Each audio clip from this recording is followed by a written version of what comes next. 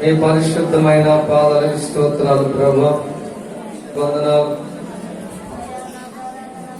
దేవా. మీ వాక్యము ద్వారా కూడా ఈ మధ్యాహ్న కాలం మాట్లాడండి. ప్రతి గలిబిలి తొందర తొలగించండి. యేసు నామమున అడుగుచున్నాం తండ్రి, ఆమేన్. హల్లెలూయా. సరే, ఈరోజు చాలా ప్రాముఖ్యమైన ఒక విషయాన్ని ధ్యానించేద్దాం. విశ్వాసం. విశ్వాసం యొక్క మెట్లు లేదా విశ్వాసములో ఎన్ని రకాలు ఉన్నాయి? ఇంకా స్ట్రైట్ గా చెప్పాలంటే నీవు ఎలాంటి విశ్వాసం కలిగి ఉన్నావు, అది ఈరోజు మన అంశం. చెప్పండి, నీవు ఎలాంటి విశ్వాసమును కలిగి ఉన్నావు? నీ విశ్వాసం ఎలాంటిది? సరే, యోహాను రాసిన సువార్త 20వ అధ్యాయము 27వ వచనం. సరే, మొట్టమొదటి విశ్వాసం అవిశ్వాసం. ఏ విశ్వాసం చెప్పండి? అవిశ్వాసం. అవిశ్వాసం అంటే అసలు విశ్వాసమే లేకపోవడం. విశ్వాసం లేకపోవడం అంటే లోపల అర్థం ఏంటంటే డౌట్ ఉంది అని అర్థం. ఏముందని చెప్పండి? డౌట్. డౌట్ అంటే తెలుగులో అది అసలు పదం. అక్కడ సందర్భం నేను చెప్తాను, వినండి. యేసుక్రీస్తు ప్రభువులు చనిపోయారు, సమాధి చేయబడ్డారు, తిరిగి లేచారు, అందరికి కనబడుకుంటా పోతున్నారు. అయితే ప్రభు అనుకున్నాడు, నా శిష్యులు కనబడకపోతే ఎలాగా, తదుపరి ఈ భారం అంతా నా శిష్యులే కదా మోసేది అని చెప్పి శిష్యుల దగ్గరికి వెళ్ళి కనబడ్డారు. అందరూ నమ్మారు. పేతురు వచ్చారు, అయ్యో నా యేసయ్య వచ్చాడయ్యా, నా తండ్రి వచ్చాడయ్యా. యేసయ్య అనుకోబాకు ఆయన నేను తెలియదని అబద్ధం ఆడానయ్యా అని క్షమాపణ అడుగుతున్నాడు. బాగానే ఉంది. అందరూ కలిసి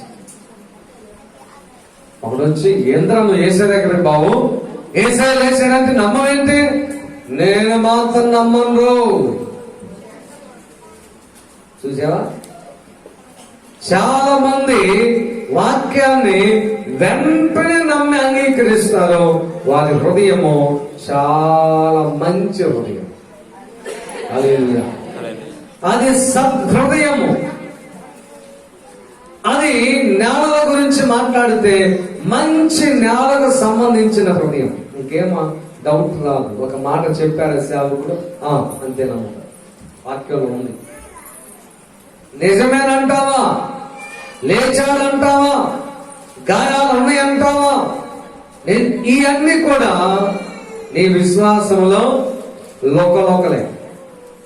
నీ యొక్క విశ్వాసంలో లోకలోకలు అనగా నీది సరైన విశ్వాసం కాదు. తోమంటున్నాడు, నేనైతే ఆ ప్రభుని నమ్మను. మరి పెత్తనం చేసావు కదా, చేస్తే చేశా.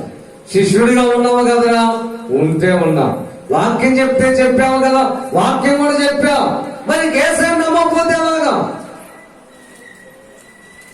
చూడండి, తోమా శిష్యుడు, మీరు బైబిల్ గ్రంథాన్ని గమనిస్తే ఇద్దరిద్దరిగా సేవకు పంపించినప్పుడు తోమాను కూడా పంపించాడు యేసయ్య.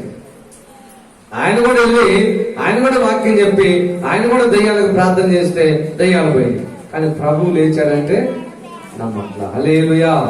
గమనించండి ప్రియులారా, నీ విశ్వాసములో ఉన్న శ్రేష్టతను సాతాను దొంగలించాలని చెప్పి నీ హృదయమును, నీ మనసును స్వాధీనం చేసుకుని అప్పుడప్పుడు తప్పైన విత్తనాలు నీ మధ్యలో విత్తుతా ఉంటాడండి. దాన్ని గుర్తించాలి. హల్లెలూయా. ప్రభువారు లేచిన తర్వాత తోమా మాత్రం నమ్మట్లా. తోమా తన తోటి శిష్యులను చూసి అంటున్నాడు, ఇదిగో ఆ యేసయ్య లేచాడని మీరు చెప్తున్నారు కాబట్టి ఆ యేసయ్య వచ్చి నా ఎదురుగా సిలువ చాచి నిలబడితే నేను వెళ్ళి ఆ యేసయ్య గాయాల్లో ఏలు పెడితే అప్పుడు నమ్ముతా. గనుక తక్కిన శిష్యులు మేము ప్రభువుని చూచితమని అతనితో చెప్పగా అతడు నేను ఆయన చేతులలో అమ్మా మేకులు గురుతును చూచి నా వ్రేలు ఆ మేకుల రంధ్రములు పెడితేనే ఉంచితేనే చాలు చాలు. అంటే గాయాలతో వచ్చి యేసయ్య ప్రత్యక్షమైతే ఈ గొప్పవాడు, ఈ మహానుభావుడు యొక్క గాయములో ఏలు పెడితే నమ్ముతానండి. చూడండి ప్రియ దేవుని బిడ్డలారా, ప్రభు కృపగలవాడు కాబట్టి ఆ ఒక్క వ్యక్తిని కూడా పోగొట్టుకోవడం ఆయనకి ఇష్టం లేదు కాబట్టి ఆయన గాయాలతో తోమా దగ్గరికి వచ్చాడు. ఒకటి వాస్తవం, ఎవరిని దేవుడు పోగొట్టుకోడు. 2వ పేతురు పత్రిక 3వ అధ్యాయము 9వ వచనం. త్వరగా. కొందరు ఆలస్యమని ఎంచుకున్నట్లు ప్రభు తన వాగ్దానమును గురించి ఆలస్యము చేసేవాడు కాదు, కానీ ఎవరు నశించుట దేవునికి ఇష్టము లేక అందరూ మారు మనసు పొందవాలని కోరచ్చు. హల్లెలూయా. నా పాటకు అనుకుంటా యేసయ్యని నేను ఎన్నిసార్లు ఏడ్పించాను, ఆయన నన్ను తోమాను విడిచిపెట్టినట్లుగా విడిచిపెట్టకుండా ఇంకా నన్ను వెంబడిస్తున్నాడు యేసయ్య. హల్లెలూయా. ఎంతమందికి ఆ సత్యం తెలుసు? ఎన్నిసార్లు యేసయ్యని మనం దొక్కబెట్టాం వద్దన్న పని చేసి. అందుకనే మొదటి విశ్వాసం ఏం చెప్పండి? అవిశ్వాసం. అవిశ్వాసం అంటే చూస్తే నమ్మాలి. అందుకే ప్రభు అన్నాడు, చూచి నమ్ముట కంటే వాళ్ళే గొప్ప అన్నాడు. ప్రేమ. హల్లెలూయా. గట్టిగా స్తోత్రం చెప్పండి. కనుక ప్రియ దేవుని బిడ్డలారా, అవిశ్వాసము నీలో ఒకవేళ ఉంటే అది నీకు ప్రయోజనం కాదు. అవిశ్వాసము దేవుని రాజ్యమునకు రారు అని ప్రకటన గ్రంథంలో రాయబడి ఉంది. ఆ ఒక్క మాట చదివి 2వ విశ్వాసంలోకి వద్దాం. ప్రకటన గ్రంథము 21వ అధ్యాయము 8వ వచనం. బాగా వినండి. ఒక పిరికివారును అవిశ్వాసులను అసహ్యులను నరహంతకులను వ్యభిచారులను మాంత్రికులను. చాలు. 2వది అవిశ్వాసులను. లాస్ట్ లో ఏముంది నాన్న? వీరందరూ మండుచున్న అగ్ని గంధకములతో పాలు పొందదరు. చూసావా? అది నరకం. అవిశ్వాసం మనకు నరకమే. దాని దాకా అవిశ్వాసం. 2వ విషయాన్ని నేను చెప్తున్నాను. 2వది మత్తయి రాసిన సువార్త 14వ అధ్యాయం 31వ వచనం చదువుదాం. ఏంటంట? 2వది అల్ప విశ్వాసం. ఏ విశ్వాసం అయ్యా బ్రదర్స్? ఏ విశ్వాసం? 1 అవిశ్వాసం, 2వది అవిశ్వాసం.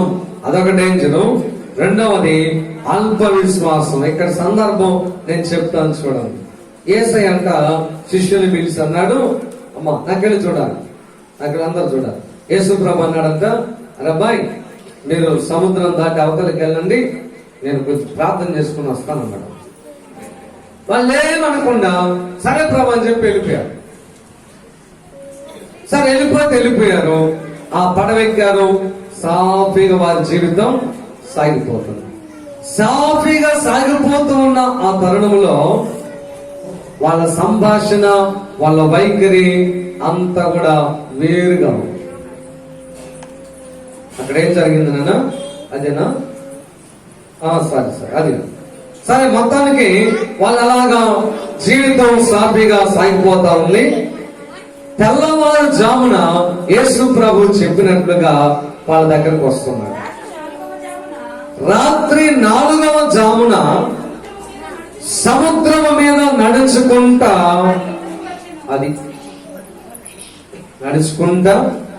వచ్చారు. వచ్చేసరికి వాళ్ళు ఏం చేశారన్నా?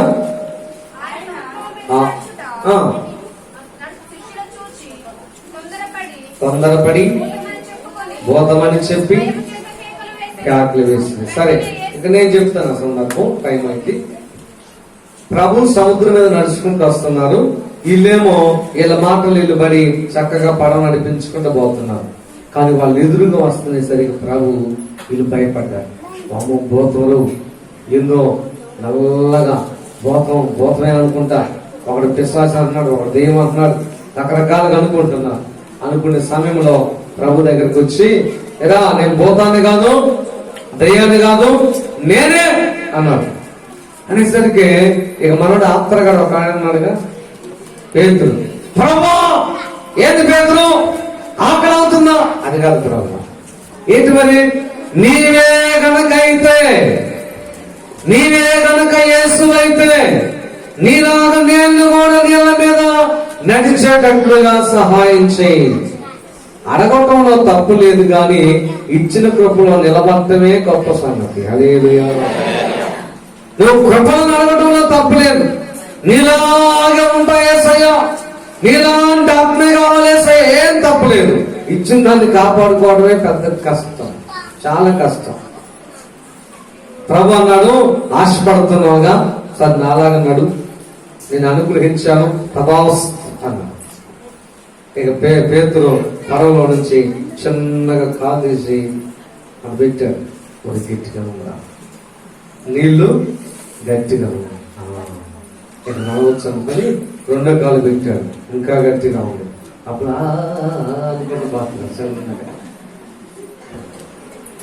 దేవుడు అనుమతించాడు, నడు. అయ్యో మీకు స్తోత్రమయ్యా, నీలాగా నడిచే కృపించావు, భవిష్యత్తుని నీ గురించి చెప్పుకుంటానయ్యా, ఎంత గొప్ప దేవని నాకు తెలియదయ్యా అని చెప్పి కృతజ్ఞత హృదయం కలిగి నీవు జీవితాన్ని కొనసాగించు. అలా కాకుండా 4 అడుగులు వేసేయడం లేదు. దేవుడు అన్నాడు, స్తోత్రం, వీళ్ళు నడక ఎంత బాగుంటుందో చెబుతాను. హల్లెలూయా. ఇప్పుడు ఒక రీతిగా ఉండి 10 నిమిషాల్లో తేడా పడేందుకు మళ్ళీ ఇంకొక విశ్వాసం వస్తే అది అల్ప విశ్వాసం. కొత్తప్పుడు భలే కాలు పెట్టాడు, బాగుంది బాగుంది, అబ్బా గించిగా ప్రభు నేను ఒకటేగా, ఆయన నడిచాడు, నేను నడిచాను. చదువు అన్నమాట. వాడు గాలిని చూచి భయపడి మునిగిపోసాగి, ప్రభు నన్ను రక్షించమని కేకలు వేశాను. హల్లెలూయా. చుట్టూ ఉన్న గాలి. ఇక్కడ ఒక సంగతి కూడా గుర్తించాలి. నీవైనా, నేనైనా, పేతురైనా, ఏలియా అయినా మానవులమే. యేసుక్రీస్తు ప్రభువు కూడా మానవుడి వలె భూలోకానికి వచ్చాడు. ఆయన తన బిడ్డలుగా మనల్ని స్వీకరించాడు. ఓకే, దేవుడు నిన్ను కూడా పేతురు వలె నడిపించగలవు, కానీ నీవు గాలిని చూసేంత వరకు మునిగిపోతానే ఉంటావు. గాలి అనగా శోధన. ప్రభు వాక్యాన్ని నమ్మావు, నువ్వు యేసు వైపే చూడు. చక్కగా సముద్రం మీద నడుచుకుంటే యేసయ్య దగ్గరికి పోగానే ఆయన నిన్ను ఎత్తుకుంటాడో, హత్తుకుంటాడో, నెత్తిన కూర్చోబెట్టుకుంటాడు. హల్లెలూయా. మనుషుల వైపు చూడవాక ఇతను ఎప్పుడైతే తన చుట్టుప్రక్కల ఉండే గాలి వైపు చూశాడో, చూసిన వెంటనే మునిగిపోతా ఉన్నాడు. ప్రభు దగ్గరకు వచ్చి అన్నాడు, కేకలు పెడతా ఉంటే ప్రభు ఏమన్నాడు రా, వెంటనే యేసు చెయ్యి చాపి పేతురును పట్టుకుని, అల్ప విశ్వాసి ఎందుకు వచ్చిందే. కాబట్టి ప్రియ దేవుని బిడ్డలారా, అల్ప విశ్వాసము నిన్ను ముంచి వేస్తుంది. అది గుర్తుపెట్టు. అవిశ్వాసము నేను నరకానికి తీసుకుపోయింది, అల్ప విశ్వాసము నిన్ను నది సముద్రములో ముంచేసింది. నీ భక్తి జీవితాన్ని దేవుడి రాకడ వరకు కొనసాగనివ్వదు అల్ప విశ్వాసం. నీ యొక్క భక్తి జీవితాన్ని దేవుని రాకడ వచ్చే వరకు కొనసాగనివ్వకుండా మధ్యలో నిన్ను ముంచి వేస్తుంది. ఏ విశ్వాసం? అల్ప విశ్వాసం. అందుకని అది ఇబ్బందికరమైనటువంటి విశ్వాసం అనుకోండి. అది నీకు ఇబ్బంది బాగానే ఉన్నట్టుంటది, అది తేడా. మామూలుగా ఫస్ట్ లోనే అవిశ్వాసం తేలిపోతే అది వేరే సంగతి, మళ్ళా విశ్వాసం కొరకు అడుక్కున్నాం. కానీ ఇది ఎలాగుంది? విశ్వాసం లాగానే ఉంది, బాగానే నడకబడింది, బాగానే అడుగులు పడ్డాయి, బాగానే సంతోషం ఉంది, టకామని మునిగిపోయింది. కాబట్టి అవిశ్వాసం నిన్ను ముంచి వేస్తుంది. కాబట్టి చెప్పండి, విశ్వాసాల రెక్కలు: 1 అవిశ్వాసము, 2 అల్ప విశ్వాసము, 3 రోమపత్రిక 14వ అధ్యాయము 1వ వచనాన్ని చదువుదాం. ఏ విశ్వాసం అంట? చెప్పాలి, గట్టిగా చెప్పాలి. చెప్పండి. బలహీనమైన విశ్వాసం. ఏ విశ్వాసం? 1 అవిశ్వాసం, 2 3 బలహీనమైన విశ్వాసం. బలహీనమైన విశ్వాసం ఏంటంటే ప్రతిదానికి అభ్యంతర పడతాయి. ఇప్పుడు నేను అనుకో, ఉన్నట్టు కబుక్కున ఈ కాలంలో నల్లది కట్టుకున్నాను అనుకో, ఇప్పుడు దాకా బాగానే ఉన్నాడు. నలుపు అనేది శాపానికి గుర్తు కదా. కాబట్టి పాస్టర్ గారిలో ఏదో లోపం ఉన్నాయి అంటే నువ్వు ఊరికి అభ్యంతరం పడిపోతావు అన్నమాట. నీది బలహీనమైన విశ్వాసం, గద్దిస్తే లోపం లేదు, కబక్కన ఊడిపోయింది. అందుకే క్రింద అంటాడు, కొంచెం చదివితే నీకు అర్థమైంది. ఏమన్నాడు? చదువునా నేను కొంచెం నేను చదువుతున్నాను, చూడండి. విశ్వాసము విషయమై బలహీనుడైన వారిని చేర్చుకోండి, ఆయనను సంశయములను తీర్చుటకు వాదాలు పెట్టుకోవద్దు. ఒకడు సమస్తమని తన వచ్చని నమ్ముతున్నాడు, మరి ఒకడు బలహీనమైన మనస్సు కలిగి కూరగాయలే తింటే మంచిదని కూరగాయలే తింటున్నాడు. తినే వ్యక్తిని తినవాడు తినని వారిని తృణీకరింపకూడదు. తినటానికి అలవాటు లేనివాడు తినే వ్యక్తికి తీర్పు తీర్చకూడదు. ఏది అనగా దేవుడు ఆ బలహీనమైన వ్యక్తిని చేర్చుకున్నాడు.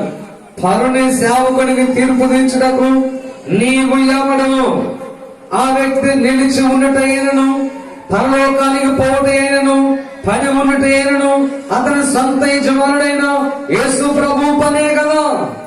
దేవుడు అతను నిలబెడతాడు, ప్రభు ఆయన శక్తి ఇస్తాడు. ఒకడేమో ఒక రోజు మంచిది అంటాడు, మరి ఒకడేమో ఇంకొక రోజు మంచిదాన్ని ఎంచుతాడు. మరి ఒకడు ప్రతిదినం సమానంగా ఎంచుతాడు. ప్రతి వాడు తన మట్టుకు తానే తన మనసులో రూఢిపరచుకోవాలి గాని మరొకరిని డిస్టర్బ్ చేయకూడదు. దినమును లక్ష్య పెట్టేవాడు ప్రభు కోసమే లక్ష్య పెట్టుచున్నాడు. తినవాడు దేవునికి కృతజ్ఞతాస్తుతులు చెల్లించి తినుచున్నాడు, ప్రభు కోసమే తినుచున్నాడు. తిననివాడు ప్రభు కోసం తినటం మంచిది కాదని మానుకుంటున్నాడు, దేవునికి కృతజ్ఞతాస్తుతులు చెల్లించుచున్నాడు. మనలో ఎవడును తన కోసమే బ్రతుకడు, ఎవడును తన కోసమే చనిపోడు. మనము బ్రతికినను ప్రభు కోసమే, చనిపోయినను ప్రభు కోసమే. హల్లెలూయా. కాబట్టి ఈ వ్యర్థ వివాదాలు వద్దు. ఈ బలహీనమైన మనసు నుండి అన్నిటికీ అభ్యంతర పడతాం. ఏమే అన్నారు అనుకో, నన్నే అంటారు. వాళ్ళ కాలం కొత్తను అనుకో, అంతే నన్ను మమ్మల్ని. బలహీనమైన మనసు. బలమైన మనసు ఏంటో తెలుసా? గద్దింపులైనా దిద్దుబాటులైనా దేనికైనా నిలబడతారంతే. హల్లెలూయా. అట్టి బలవంతులను దేవుణ్ణి తన చేతుల బలమైన ఆయుధంగా వాడుకుంటారు. అన్నిటిలో బయటపడేది బలహీనమైన విశ్వాసం. కనుక ఒక సంగతి గుర్తించండి. పరిశుద్ధ గ్రంథంలో రోమపత్రిక 14వ అధ్యాయము 20వ వచనాన్ని ఒకరు చదవండి గట్టిగా. వారంటే చెప్పాలి. అవిశ్వాసము, 2 అల్ప విశ్వాసము, 3 బలహీనమైన విశ్వాసము, 4 కొలస్సీ పత్రిక 2వ అధ్యాయము 5వ వచనం చదవండి ఒక్కసారి. మీ స్థిర విశ్వాసమును చూసి నేను ఏ విశ్వాసం అమ్మా? స్థిర విశ్వాసం. స్థిరమైన విశ్వాసం అది కదలదు. ₹1,00,000 వచ్చినా ఆ విశ్వాసం అట్లే ఉంటుంది. ₹1 అబ్బైనా ఆ విశ్వాసం అట్లే ఉంటుంది. లోకంలో శ్రమలేమి లేకుండా జీవితం హ్యాపీగా సాగిపోయిన విశ్వాసం అలాగే ఉంటుంది. కష్టాలలో నడవాల్సి వచ్చిన విశ్వాసం అలాగే ఉంటుంది. హల్లెలూయా. డబ్బును చూసి విశ్వాసంలో మార్పు రాదు. స్థిరమైన విశ్వాసం అనగా కదలని విశ్వాసం. హల్లెలూయా. ప్రభు అన్నాడు, ఇసుక మీద పునాది నిలబడదు, రాతి మీద పునాది అది స్థిరమైన విశ్వాసం. ఇప్పుడు ఈ రాతి మీద కట్టడం కట్టాం, పిల్లర్స్ వేసి, వర్షానికి లోపలికి వెళ్ళిపోయిందా? ఇసుక మీద కడితే నువ్వు నెట్టిన కింద పడితే, చిన్నదానికి కాలు నొప్పి, అబ్బా కాలు నొప్పి వచ్చింది ఈరోజు బుధవారం, వద్దులే స్థిరం లేదు. తలనొప్పి వచ్చినట్టుగా ఉంది, ఇంకా రాకపోయినా సరే ఆగిపోతాం అంతే. నీ స్థిరమైన విశ్వాసం కాదు అనగా, స్థిరమైన విశ్వాసం అనగా అన్ని పరిస్థితులలో ఒకే రీతిగా ఉండి కదలనటువంటి విశ్వాసమును కలిగి ఉండుట. ఒకే రీతిగా.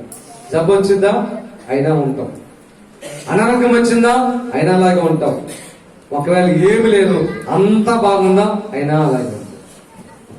దీనమైన హృదయంతో దేవునికి భయభక్తులు కలిగి ఉన్నాం. స్థిరమైన విశ్వాసం ఒకే రీతిగా. ఇంకోటి ఏంటంటే, చూడండి, మీరు బాగా వినండి, మన యొక్క పరిస్థితులు ఏవి కూడా మన విశ్వాసాన్ని కదిలించకూడదు. అది ఆర్థిక పరిపుష్టి కలిగిన పరిస్థితులైనా, పేద స్థితి అయినా దాంట్లో మార్పు రాకూడదు.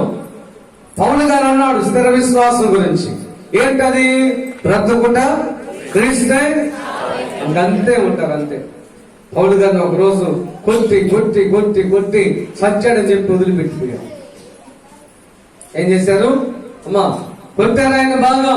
అరే ఈడెవడరా యేసు ప్రభు గురించి మాకు బోధిస్తున్నాడని చెప్పి కొట్టి కొట్టి కొట్టి అక్కడ పడేసి వెళ్ళిపోయారు. కొట్టేటప్పుడు నుండి నువ్వు గొప్ప దేవుడు అనుకున్నా కానీ రాళ్ళతో కొట్టిస్తామని అసలు అనుకోలేదు నేను. అప్పు ఏసైనా అసలు మనం కొలవలేదు. ఇదేందురా ప్రభు అంటే రాళ్ళతో కొడుతున్నారు అనుకోవాలి. బ్రతికితే క్రీస్తు, సావైతే నాకు మీరు పరలోకం అంటే. కొట్టండి రాళ్ళు, నేను యేసుని విడిచిపెట్టను, ప్రార్థనను మానుకోను, ఆదివారం మానుకోను, నా ప్రభు కోసం నేను ఏమైనా చేస్తా అంతే. కొట్టి కొట్టి అక్కడ పడేసిపోతే శిష్యులందరూ వెళ్ళి పౌలు గారు చుట్టూ అలా రౌండ్గా కూర్చొని నిలబడ్డారు. నిలబడేసరికి దేవుని శక్తి ఆయన మీదకి వచ్చి మళ్ళీ లేచి నిలబడ్డారు. హల్లెలూయా. గట్టిగా స్తోత్రం చెప్పండి. లేచారు. ఒకరోజు అంత గొప్ప సేవ, విరామం లేని సేవ, ఎన్నో స్థలాల్లో సేవ చేశాడు పౌలు గారు. ఒకరోజు ఒక పక్క ఒక ప్యాంట్ ఉన్నట్టు ఆయన అక్కడ రాశాడు 1వ కొరింథీ పత్రికలో, ఒక రోజంతా బట్టలు లేకుండా నేను సముద్రంలోనే ఉన్నాను. యారినా కట్టే ఉన్నారు నేలలో. యేసయ్య గొప్పోడైతే ఒక 10 సొక్కాలు 10 జతలు ఇయ్యొచ్చుగా. బట్టలు ఇస్తే నమ్మేటట్టు, బట్టలు లేకపోతే మారుతుంటారు.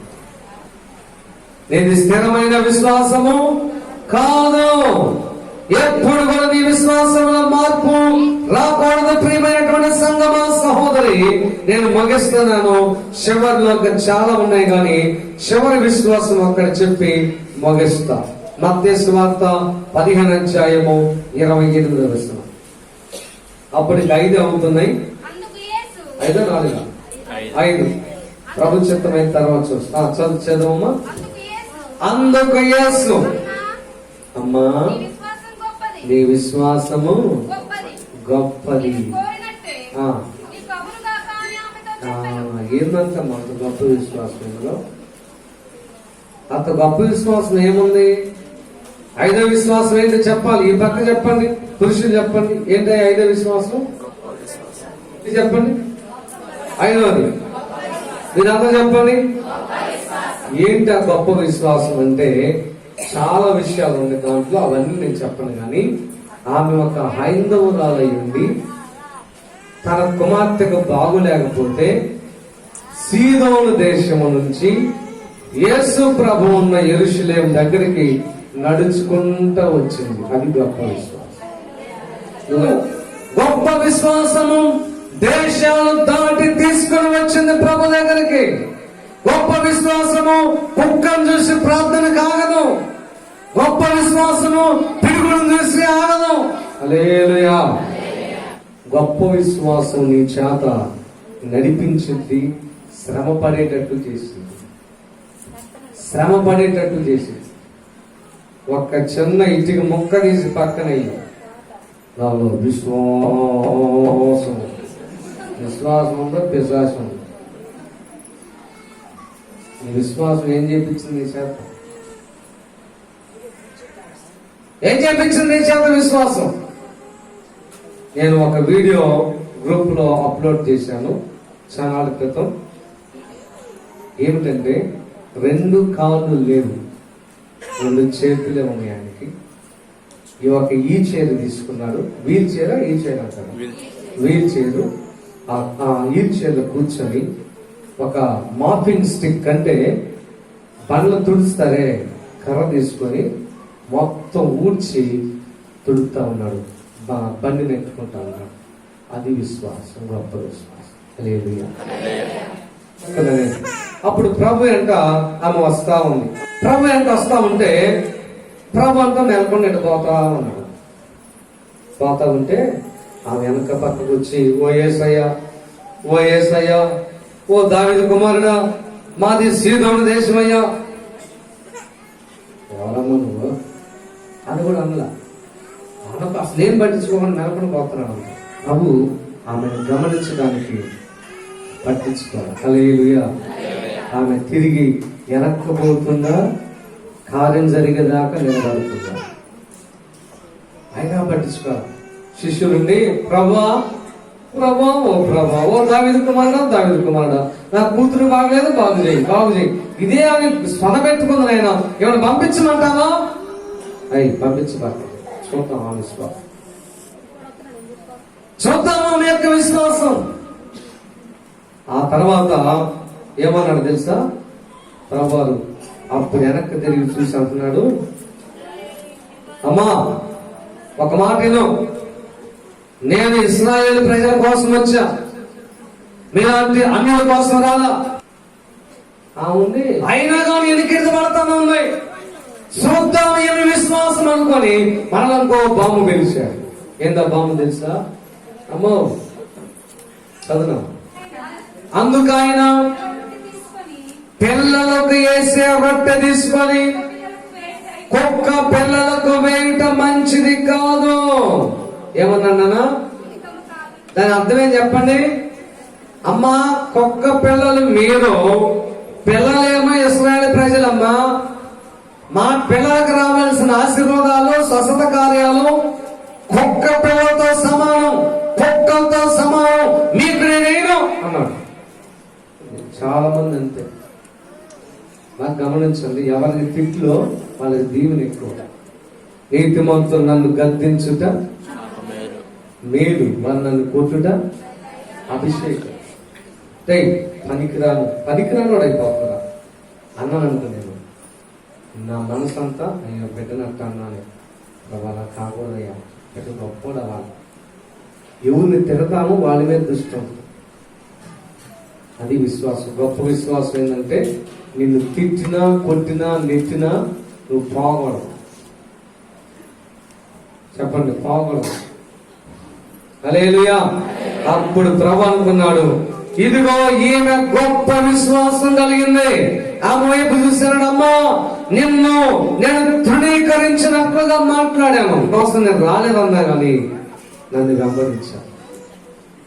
ఈ విశ్వాసము గొప్పది. నీవు కోరినట్టే నీకు అంతే. తన కుమార్తె బాగుపడింది. దేవుని స్తోత్రం చెప్తాం. కాబట్టి నీకు ఏ విశ్వాసమో ఈ మధ్యాహ్న కాలం ఆలోచన చేయండి. కళ్ళు మూసుకొని ప్రార్థన చేద్దాం.